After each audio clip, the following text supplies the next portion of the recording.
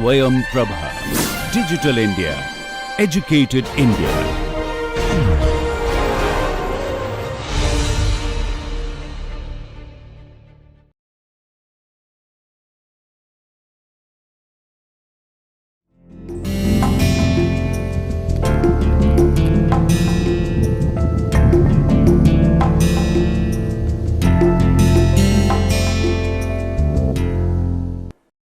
Now, in this session, we will be discussing scope of social policy.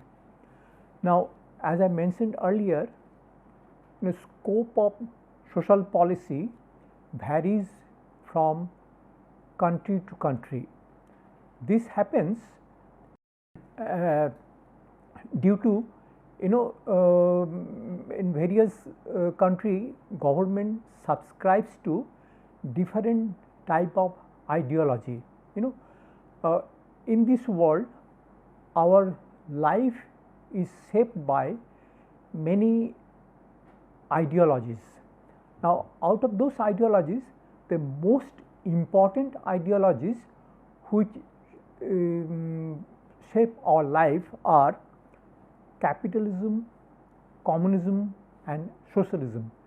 These ideologies shape our life in this planet, okay? And accordingly, these ideologies also shape the policies taken by state in a particular country. So before we look into the scope of social policy, actually we should have some understanding about these major theories, namely the theories of capitalism, theories of socialism and theories of communism. Now, so first we will try to acquaint ourselves or recapitulate this what are the main points of these ideologies, and then we would show how different theoretical position follows from these ideologies and which defines the scope of social policy in a particular country. Now, here we should keep in mind that when we talk about scope of social policy, obviously one would say that scope of social policy has to be different in different countries because the countries have different social problems. Yes, countries have different social problems, but how a particular state will look at that particular problem and how a particular state will analyze the cause of that problem and how a particular state will formulate policy to tackle that problem or to promote social development in that country, that depends on the theoretical position or theoretical understanding that has been accepted or agreed upon by a particular state at a particular point of time. So, what I mean to say, the type of policy that is enacted by a particular state at a particular point of time follows from a theoretical understanding or major theories or theoretical position that a particular state takes. So that is why it is important for us to understand what are the major theories that shape policies of a country, and then that would tell us what type of scope social policies will have in a particular country at a particular point of time. And here we would also like to keep in mind that it is not that ideological position that a particular country takes will remain static throughout.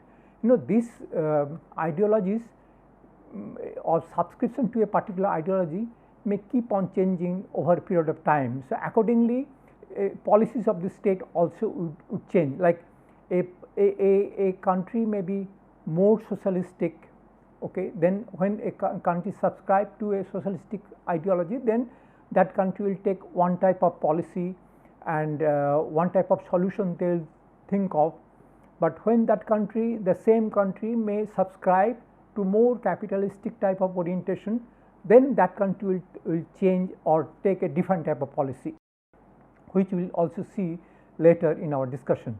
So, for understanding this, for having an understanding of scope of social policy, what we should have a basic understanding or of the major theories. Okay.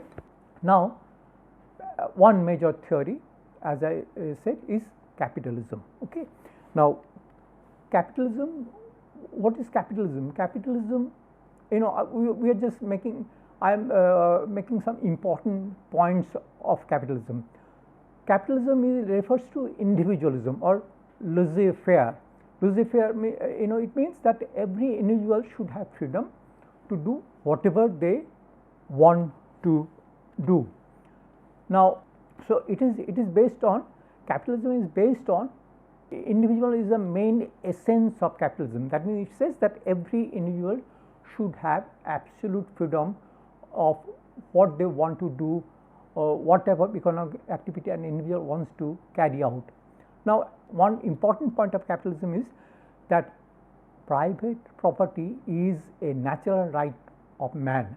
It assumes, it says, first assumption of capitalism is that every individual should have a right to private property, and that is a natural right. That means one cannot curb the right to private property. That is one first essence of capitalism. The right to private property is the main thing. Okay.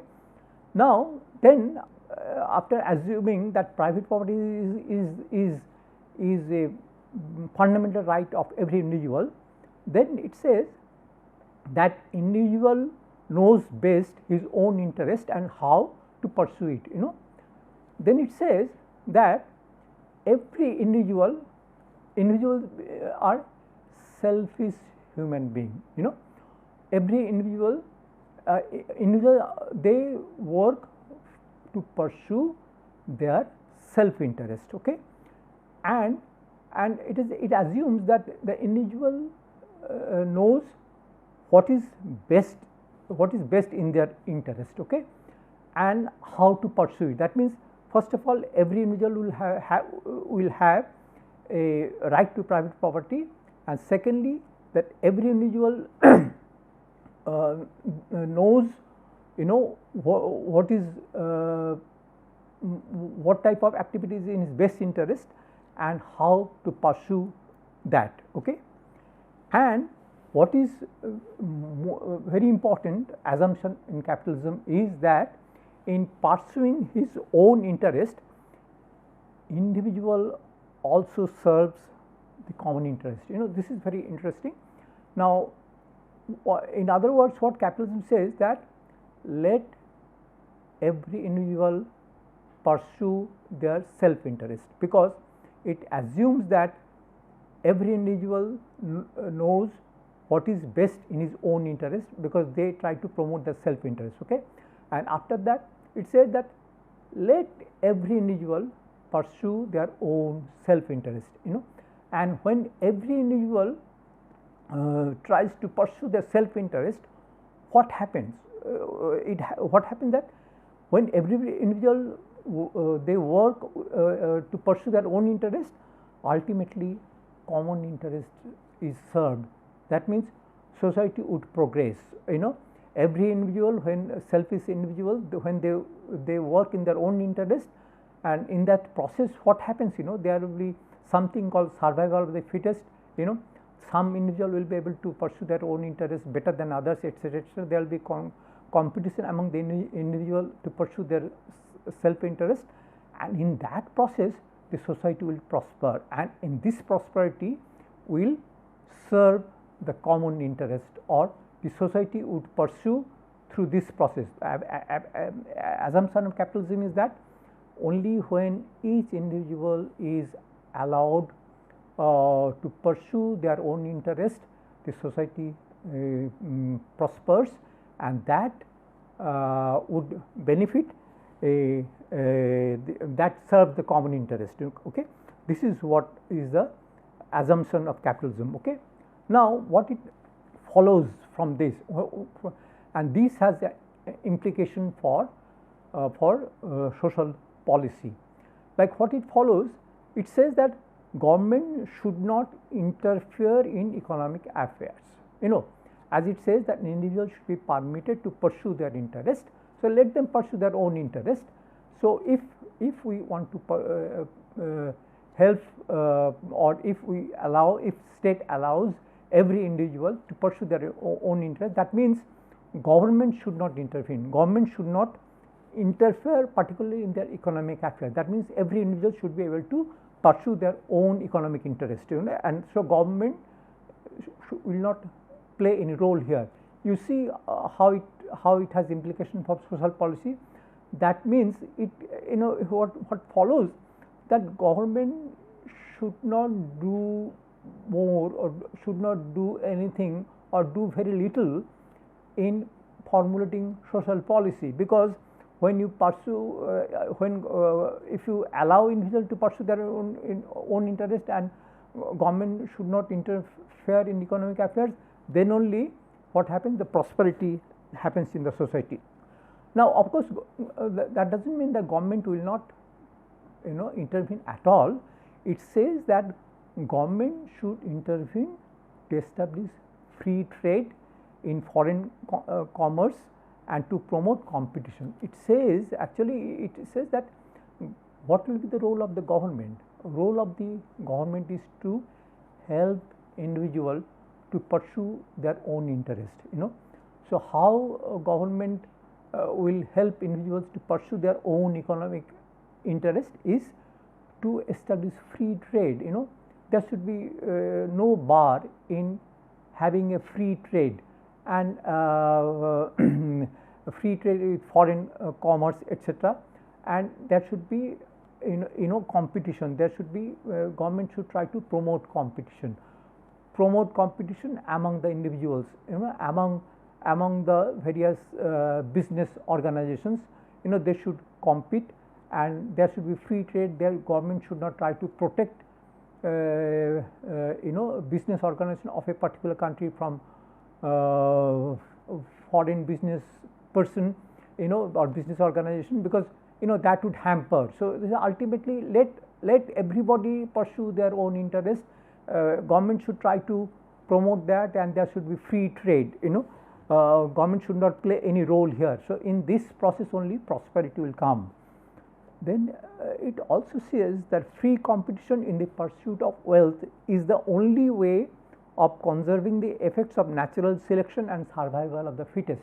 What it says, that when there is a free competition with everybody, when there is no government intervention and when there is a free competition, what happens? The survival of fittest happens. That means when each individual compete with each other to promote their personal interests, economic interests, what happens in this competition? Those who are more efficient, they would survive, they would prosper, and those who are inefficient or those who are not that efficient, they will perish. So in this process what will happen?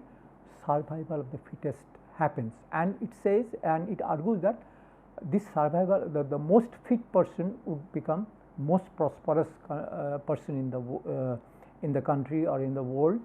So and it says this selection procedure is just is proper, because if someone is rich, that person is rich because he or she is the most fitted person.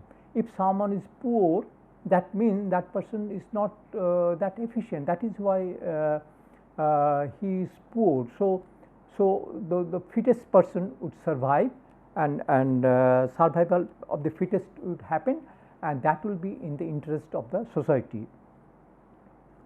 And it says that those who benefit from a competitive pursuit of economic gain are more numerous than those who suffer those who benefit from a competitive pursuit of economic gain are more numerous than those who suffer. Or in other words, what it says, that in this process some will survive, some will not survive, some would perish.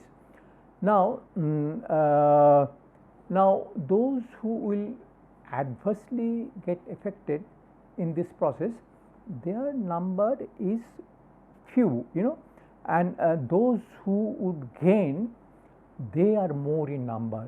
It says that if we allow, in other words, it says if we allow every individual to pursue their self interest, what happens, every individual will try his best to promote his economic interest, and they will compete with each other, and in this competition what will happen, that the person who is most efficient, he will survive, and those who are not that efficient, they will perish, and ultimately there will be, through this process there will be prosperity, and it says that majority would benefit from this process, majority would benefit.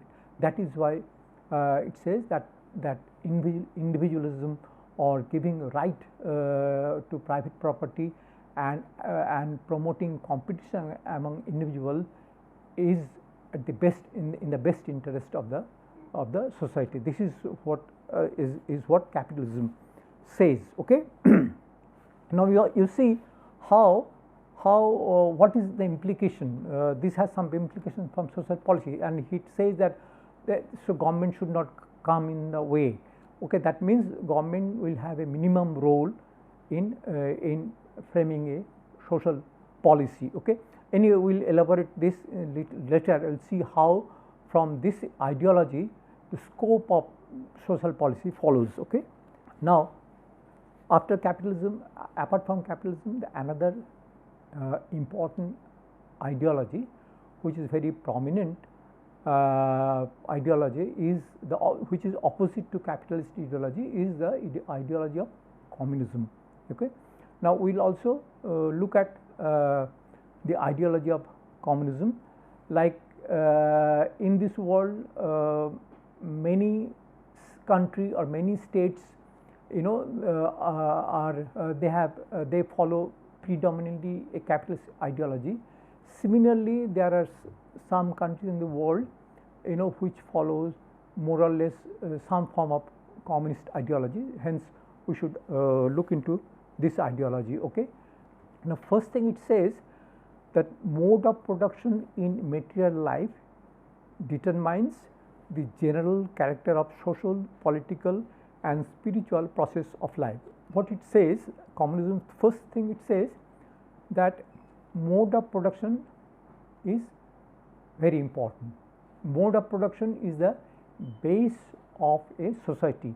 If we want to understand a society, we will have to look at the mode of production, which is the base.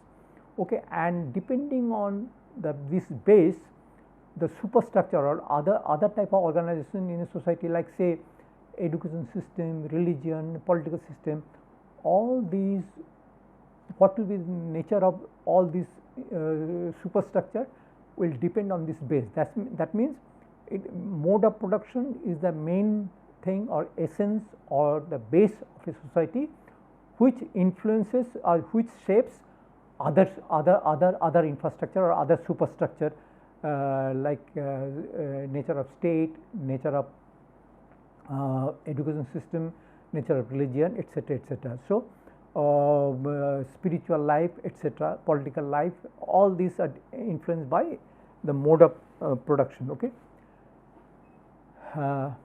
Then it says something very interesting. It says, since the establishment of private property, the society has been divided into two hostile economic classes.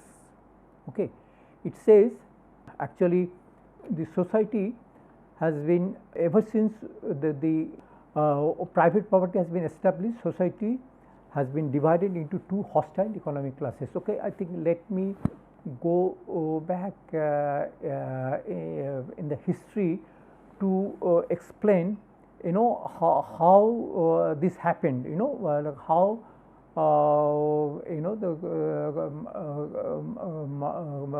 Karl Marx or his followers, they explain this, that how society has been divided into two hostile economic classes. Okay, you know, as you know, our ancestors, many years ago, they used to live in forest. Okay, and that time human being is to live in the caves, and there was a group life. At one stage of the development of human civilization, what is to happen? Human beings is to live in caves, and they is to live in forest. Now, at that point of time, there is no idea of private property. The entire world belonged to everybody. Okay. Now how they used to survive? They used to live in they used to lead a group life, and they used to hunt, or they used to collect berries, fruits, etc. from the forest, and they used to distribute that among themselves. So they used to hunting and food gathering. Through this they used to survive. Okay. Now this way they used to live at one stage of the evolution of human civilization. Now what happened when they were doing that? Someone discovered that when after eating a fruit, say for instance after eating a mango, when he had thrown the seed of that mango somewhere, a plant started growing, a mango plant started growing from that seed. So then he realized that plant grows from the seeds. So then some individual thought of doing some experiment. So what he did, he cleared a part of the forest, and he thrown some seeds of some fruits that they used to eat there. He discovered that after some time, some trees bearing fruits started growing there. So when and then he realized that actually usually they go to a far up place for collecting fruits. Now if the fruits can be grown somewhere near the forest, it will be convenient for them.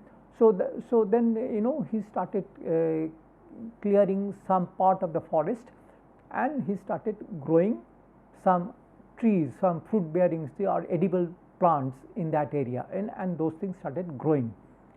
When that happened, what happened? Sometimes some cattle is to destroy those fruits, or they destroy those edible plants. Okay, or sometime so then he thought of putting a fence around that place, the place which he has cleared. He thought of putting a fence around that place. Okay, and that was very important moment in the history of evolution of property in a private property. What happened when he has put a fence around a piece of land where he was growing some fruits, some edible plants, and when someone else was trying to pluck some fruits or something which is grown in that piece of land, he said, no, it belongs to me. I have planted these plants. And so earlier human being is to live in a group. Now a sense of I and you, I and others started emerging.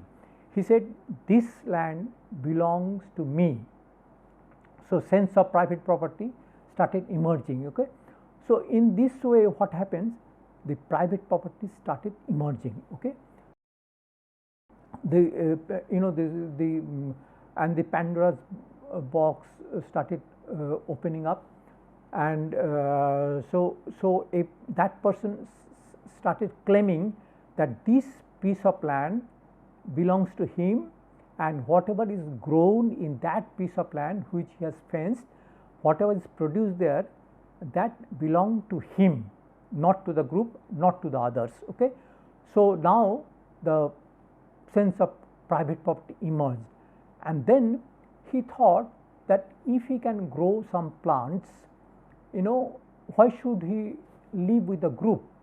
So, he thought that I can live alone or live outside the group. So, he came out from the group and he started, he said, then in that case, whatever I grow, I can eat that, and so there is no need of my being in that group. So, he started growing those plants and he started living separately. After some time, he thought earlier there is a group marriage, or now he asked one of the some women to live with him, and then he said that this is my wife, and then he said this is my child, etc., etc. So, this way what happened, private property and family became separated from group life to this type of family started taking shape.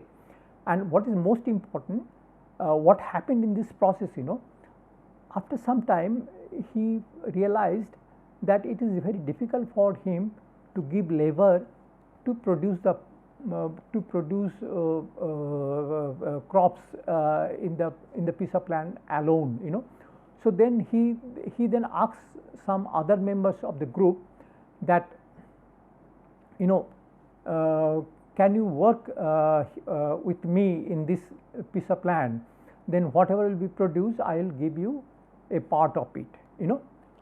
So now see what happens, that a person became the owner of the land, and another person whom he in a way engaged, who started working for him.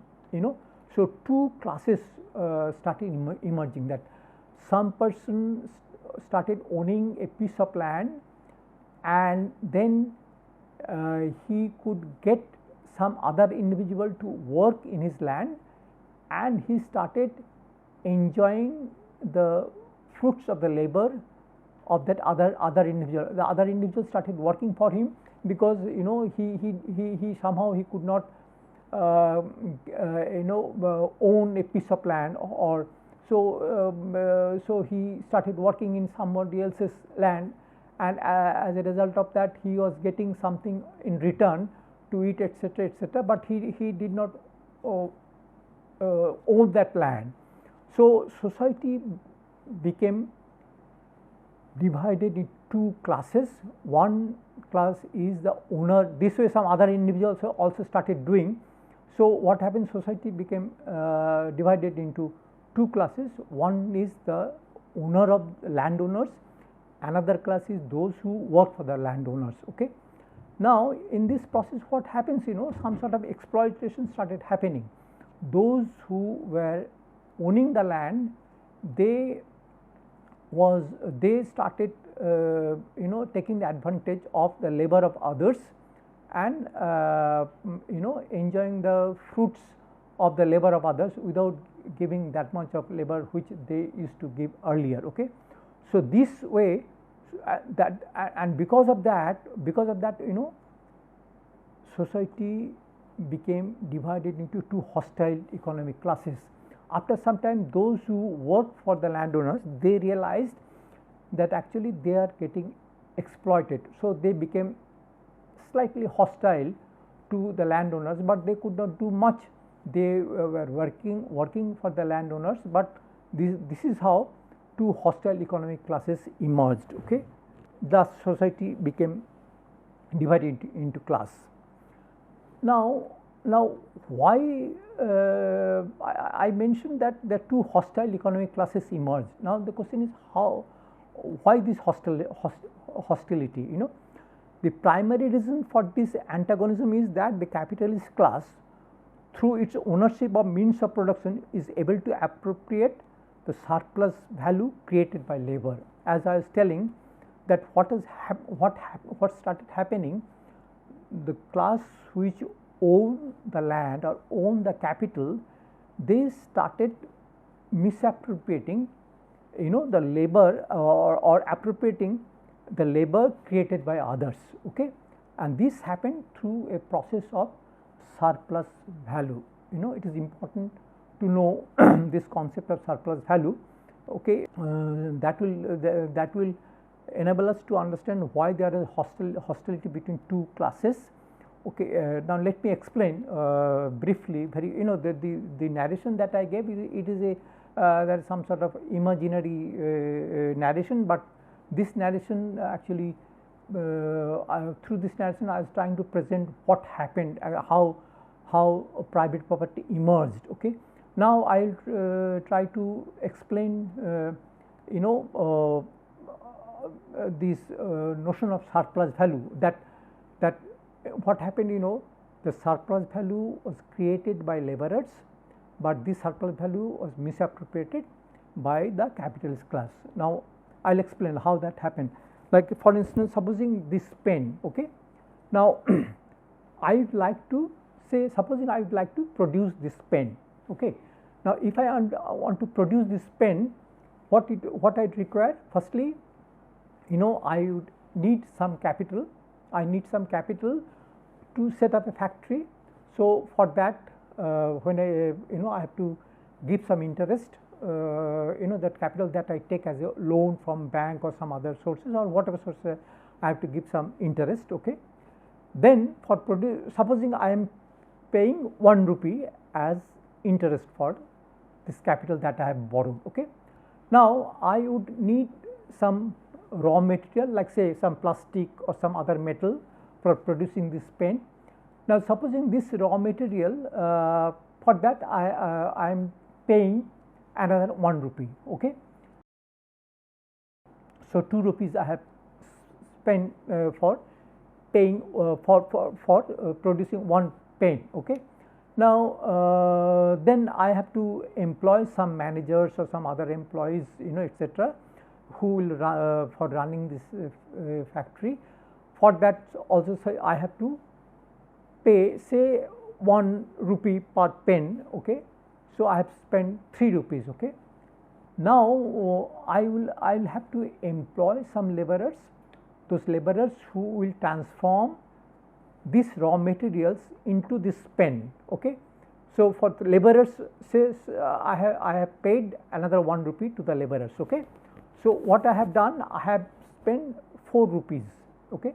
I have produced this pen, and I have for producing this pen I have to spend 4 rupees, okay. Now when I sell this pen in the market, I get 10 rupees. Say for instance I get 10 rupees, okay. So that means I have spent 4 rupees. I have spent 4 rupees for producing one pen, but when I sell it in the market, I can get easily 10 rupees for this pen. So the 6 rupees extra I am getting, okay. Now the question is who created this 6 rupees? According to this Marxist ideology, this 6 rupees is the contribution of the laborer. I have paid only 1 rupee to the laborer, but the Marxist ideologies, their argument is that that raw material or whatever I have bought, it is the laborers who have transformed this into a pen, and that is why I am getting 10 rupees, so 6 rupees extra. So this 6 rupees should go to the laborer. This is what the surplus value, okay. But in a capitalist society, what happens?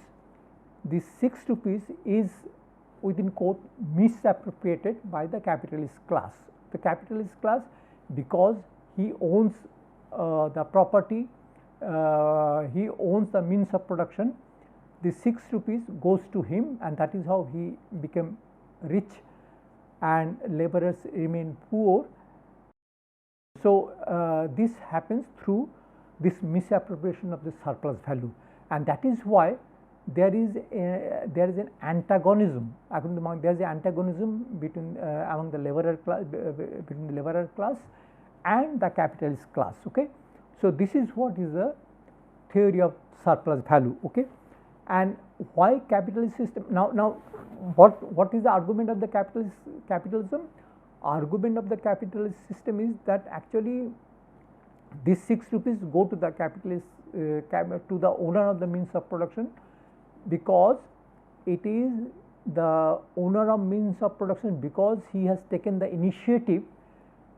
Because of that, this pen is being produced, and that is why this initiative, this is entrepreneurial initiative, is important.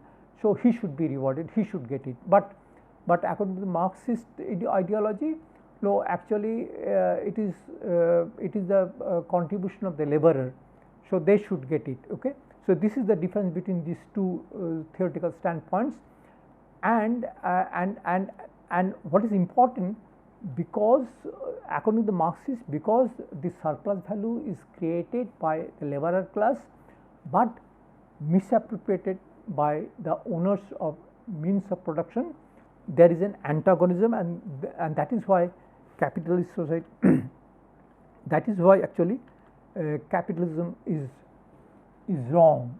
The capitalist system is unjust, and then they say certain things. There's other things which has been stated in capitalist theory, in communist theory, or in the Marxist theory. It says that a social revolution is inevitable because of the concentration of capital in fewer hands and proliferation of the proletariats, who will at its climax overthrow the capitalist class, and a dictatorship of the proletariat will follow, resulting the highest intensification of the state.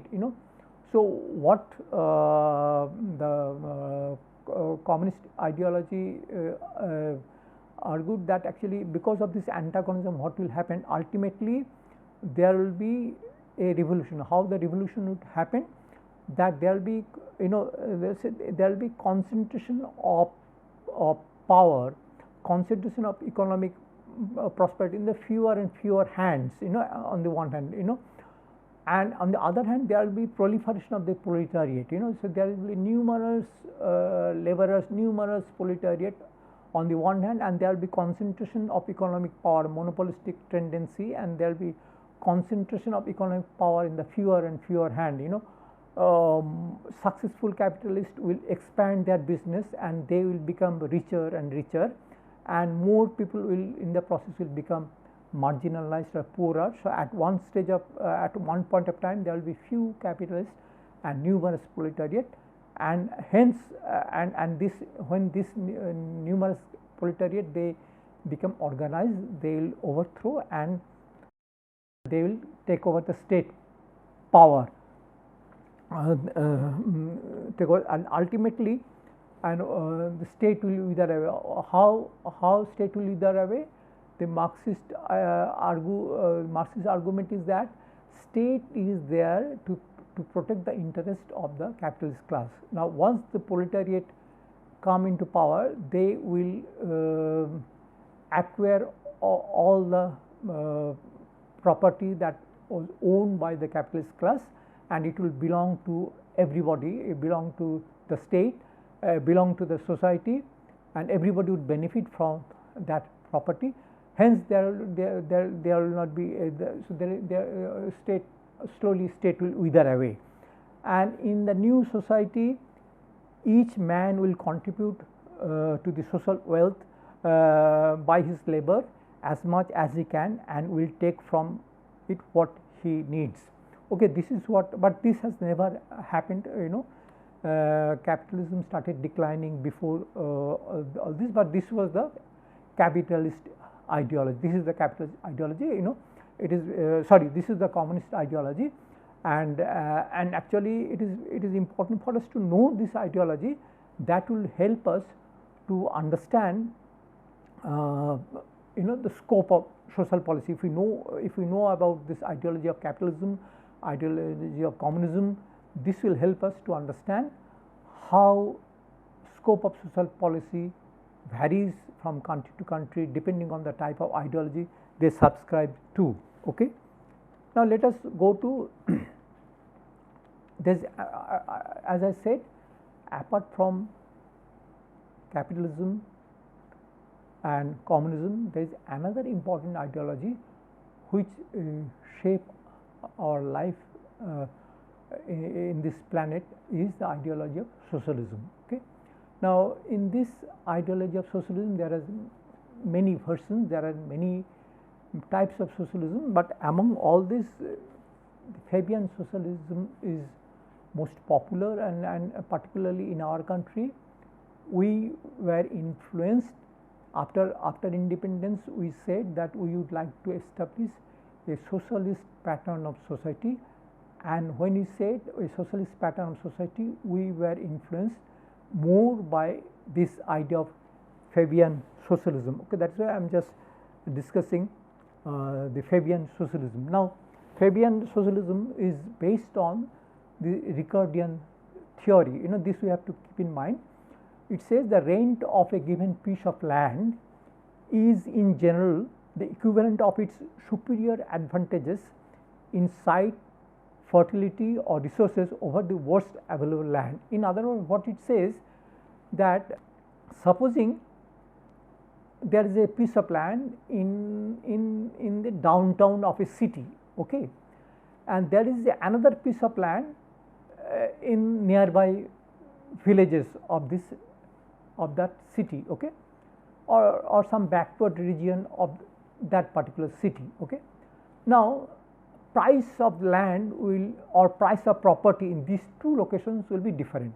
In the downtown or in the most advanced region of the city, property or land will have very high price, okay.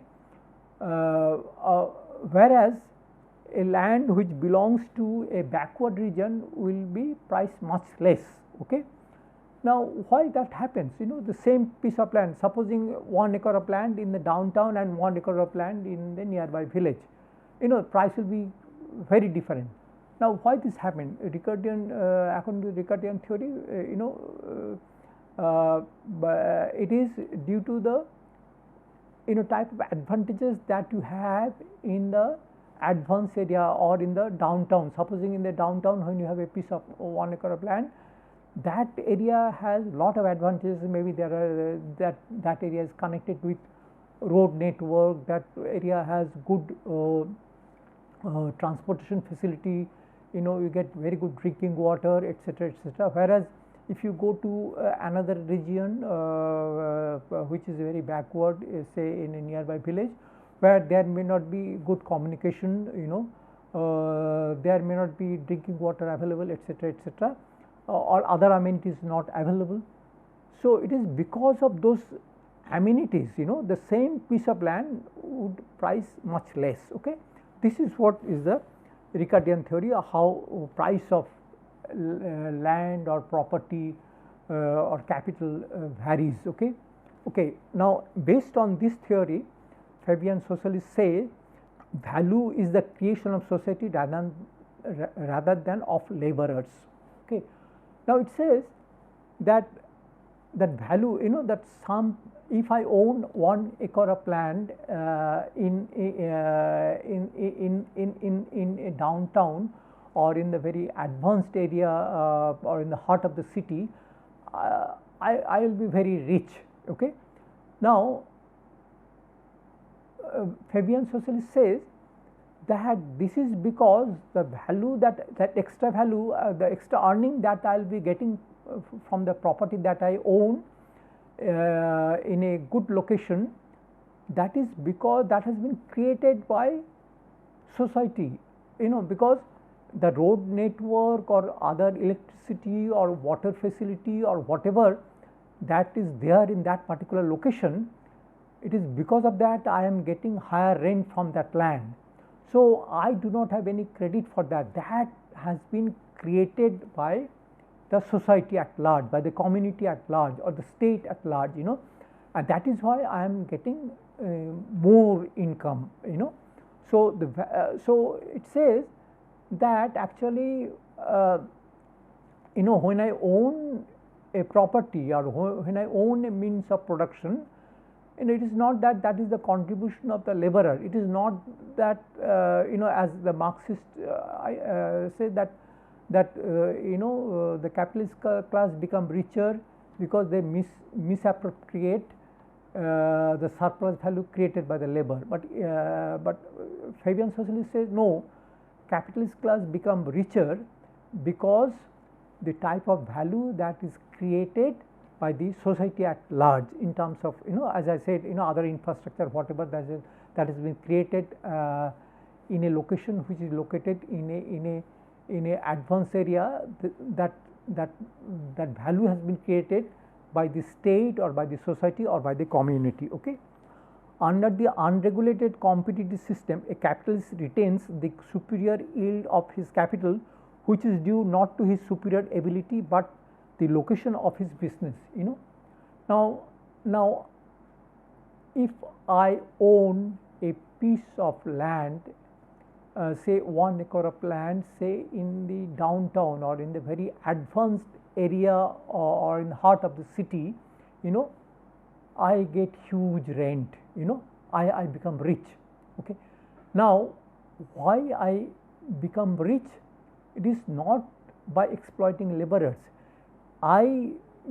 Because I own that capital which is located in a superior location, because of that location I am getting higher income, and this is the contribution of the community. Okay.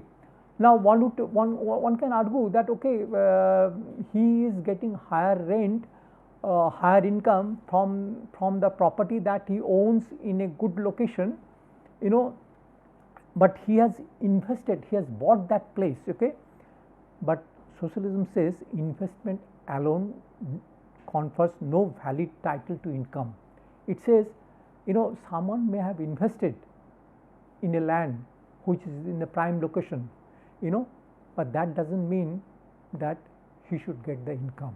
This is the basic essence of Fabian socialist. Fabian socialist said that actually, a person or a capitalist is becoming rich because of the contribution of the community, and that is why he is becoming rich. The property that he owns in a prime location, because of that he is getting higher rent, and that is why through that he is becoming rich.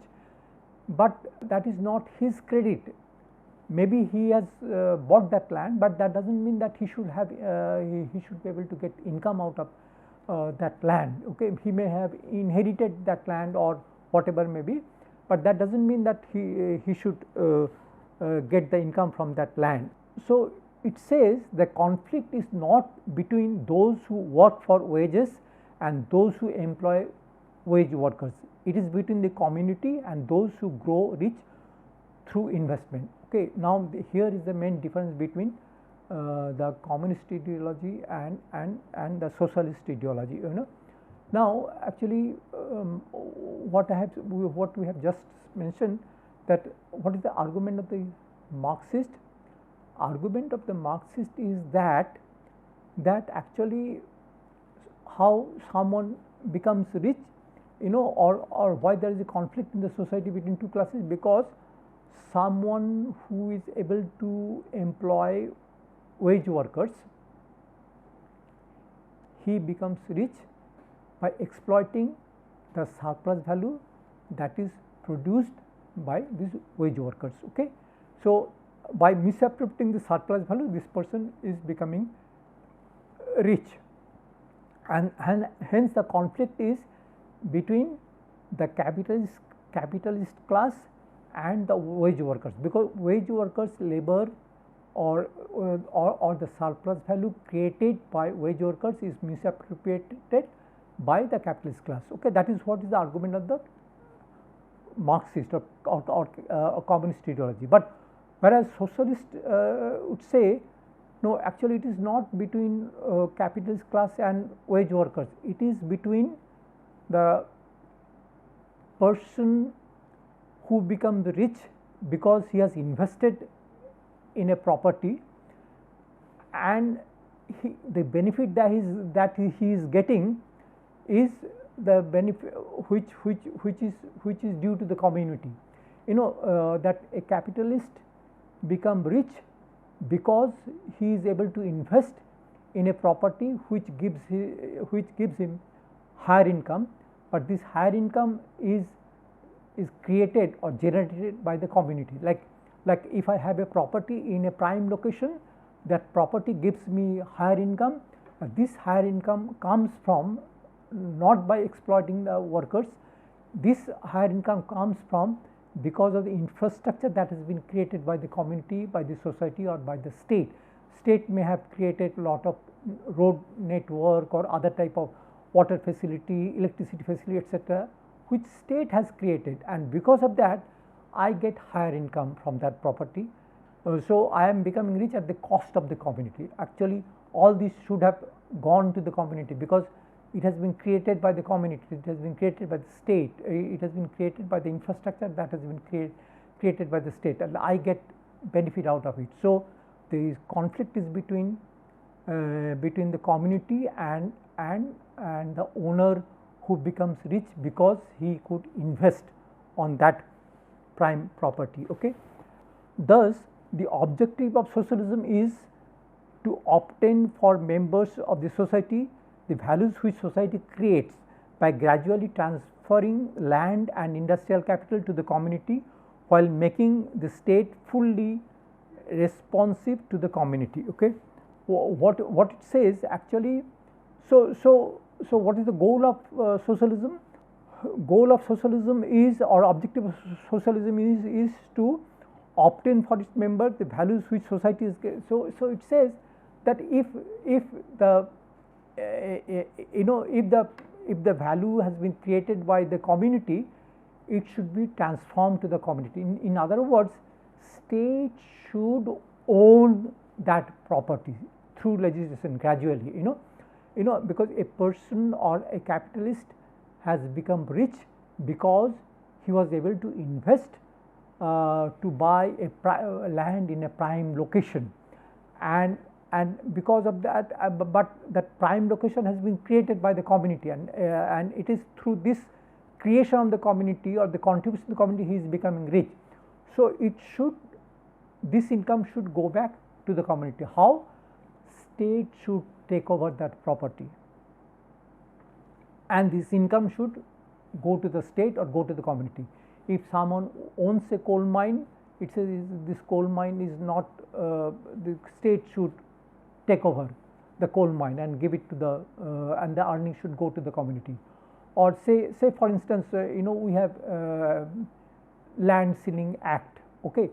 Now actually now we have a ceiling for urban property, we have ceiling for property in the rural area. Now the argument follows mainly from that. Actually, if someone has own a property in the urban area, actually there should be ceiling to that, and state should own the property owned beyond that ceiling, and that land should be should go back to the state, and the earning from that land should go to the community or go to the state. In other words, socialism says that state should gradually through legislation take over all the property which is owned by capitalist class.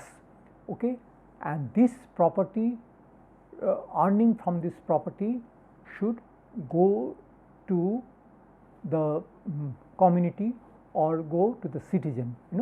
So that is how what socialism tries to do through legislation. It tries to transform the society, and everything is gradually, all the property is taken over by state, and earning, the main goal is that earning from that property should go to the community, because the community has created that property or that advantages, and that is how the society should be transformed. Okay, this is what is the main argument of socialism. Okay, with this we conclude this session. Thank you.